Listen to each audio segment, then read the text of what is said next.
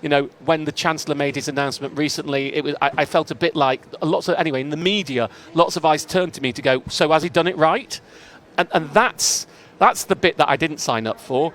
But I feel I have a responsibility to do, giving people loads of tips and lots of information about how they can empower themselves to, have more money in their pocket so they can enjoy life. That was the bit I did sign up for. But the Bank of England has to do this because it's the only thing it can do that can affect inflation. Whether it's actually the right move, there's almost, and I like the independence of the Bank of England. I'm not suggesting we don't change it, but you do have to wonder, if we didn't have an independent Bank of England so that it was the government controlling everything here, could you actually have a more rounded and more well-rounded solution be brought forward? I have with me now the most elusive man at the Founders Forum. We've been chasing around after him all afternoon, but we finally managed to secure the one person who's been a steady presence throughout the cost of living crisis. That is, of course, money-saving expert Martin Lewis, who's been offering the nation advice on how to make their money stretch further from petrol to pensions. He's been speaking today here at the Founders Forum about consumers, campaigning, and the cost of living crisis.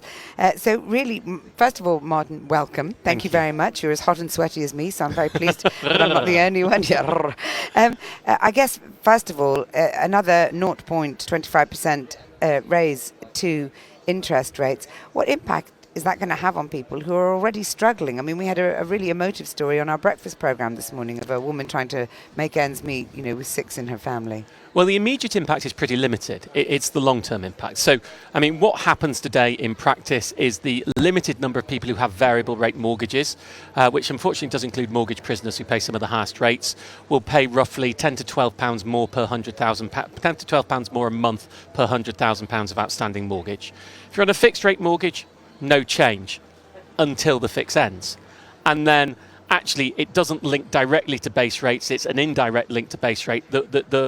The cheapest fixes around 6 months ago, there were a good number under 1%. 3 months ago, there were hundreds between 1% and 2%. Now you're not getting anything close to 2%. So the rate at which you're going to be able to get your next fix has gone up very substantially in the last 6 months, and will probably continue to do so, although predictions are always very difficult. Savers, of course, the top rate savings accounts will go up, I would think, over the next 2 weeks, but most savings accounts will languor at pitiful, spit-worthily low rates as providers take advantage of people's inertia. So don't allow them to do so, make sure you move. But obviously, for mortgage holders, this is not going to be good news, piling on again in the long run.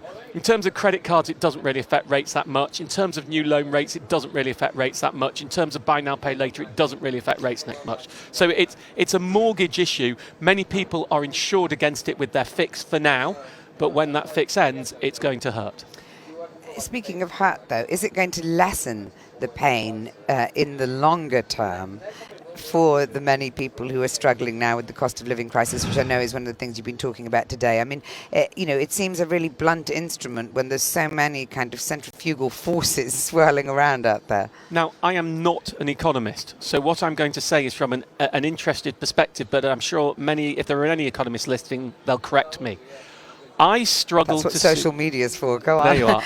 I struggle to see how an interest rate rise helps in a supply-led economic problem, which is what the cost of living is. The classic theory of interest rates is if you increase interest rates, then you discourage borrowing to spend and you encourage saving, both of which take money out of the economy, reduce demand, and that controls inflation. That's the very blunt theory of increasing interest rates. Well, at the moment, our inflation is caused by supply side, so I'm not sure how it will control it. And I will pose this as a question rather than as a statement because I don't know the answer. I wonder if the reason the Bank of England is putting interest rates up is because that is literally the only tool it has in its arsenal. Its job is to control inflation. It only has one tool to do it with, that's interest rates. And actually, bizarrely, the fact that we have a disjoint between what the government does and what the Bank of England does, and many in politics are blaming the Bank of England for not acting quickly enough, means the Bank of England has to do this because it's the only thing it can do that can affect inflation. Whether it's actually the right move, I mean, there's almost, and I like the independence of the Bank of England. I'm not suggesting we don't change it, but you do have to wonder, if we didn't have an independent Bank of England so that it was the government controlling everything here, could you actually have a more rounded and more well-rounded solution be brought forward? I don't know. I will pose that to people who know more about economics than I do. Well, hopefully we'll get some answers to that. Maybe next week we'll get some economics experts on to answer your specific question. In terms of the cost of living crisis and everything that's going on at the moment, I mean, you have become the nation's kind of financial guru. Is it a situation that you ever aspired to? Does it feel like an onerous responsibility now, when actually we're in pretty desperate stakes? We're talking about, 2 million people going to food banks. We're talking about, I mean, really, really, difficult financial times. Do you feel like, it's all very well offering advice, do you feel a bit powerless? Do you feel like you should be in politics or something where you can actually do something about it? I think that's a big statement, whether you can do something about it in politics, or certainly, whether the political system we have actually allows people to do what's needed. What do you mean by that? Well, I think there are lots of checks and balances in the system. I mean, we have an adversarial political system. I mean, is there any? Can you imagine a company that had one team of people set up to operate it and another team of people paid to oppose whatever they're doing? I don't think it's a particularly productive way to run anything. So I certainly wouldn't be in politics, because I wouldn't want to have a professional opposition. It doesn't seem something I'd enjoy in my life. You asked, did I want to be the nation's financial guru? Well, yes. Yes, on that basis. I mean, it's great telling people how to save money so that they can enjoy their lives more. It's not so much fun when many people get in touch with you and the prioritisation question is, do I feed myself and my children? And the bizarre thing that's happened to me over the last year, and I hope that this isn't self-aggrandisement, because actually it's the thing that's put pressure on me and the thing that I find most difficult to deal with, is I seem to have moved into a more, let's say, a statesman-like position.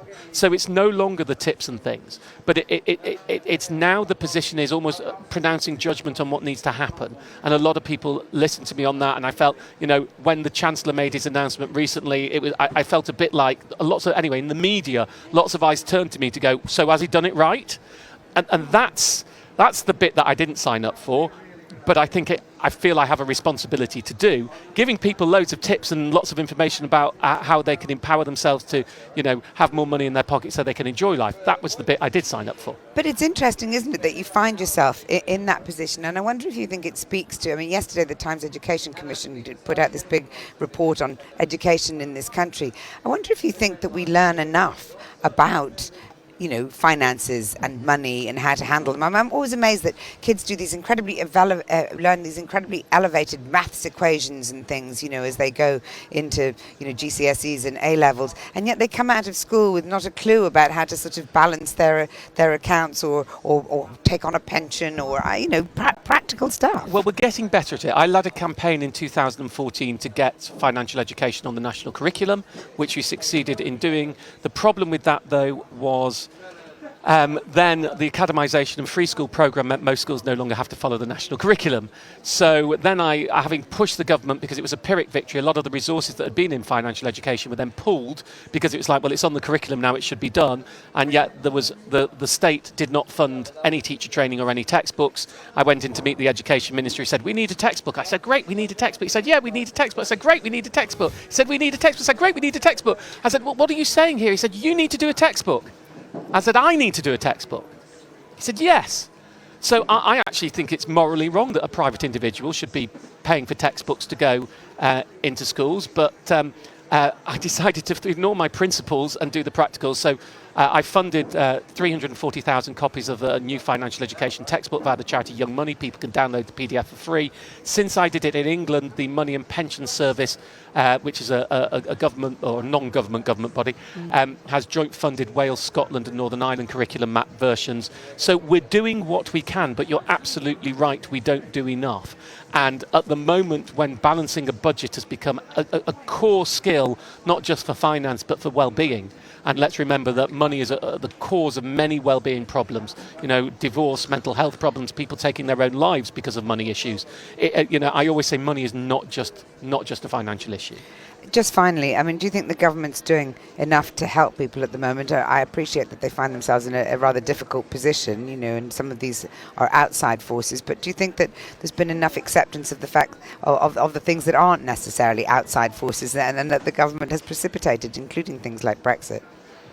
Well, let's not do the blame game, let's do the what they're doing game. I spoke to the Chancellor before his last announcement and had a wish list, and I need to be fair that he gave me about 85% of my wish list. Those were that were absolutely, the announcements he's made were literally on my list of things that I wanted him to do. And so having, been pretty vocal that I thought the government was risking 6 to 10 million people's lives with abject, absolute poverty and choosing between freezing and starving. The day he made that announcement, I came out and said, I think this is as good as we can expect from a Conservative Chancellor and far more than I thought was coming.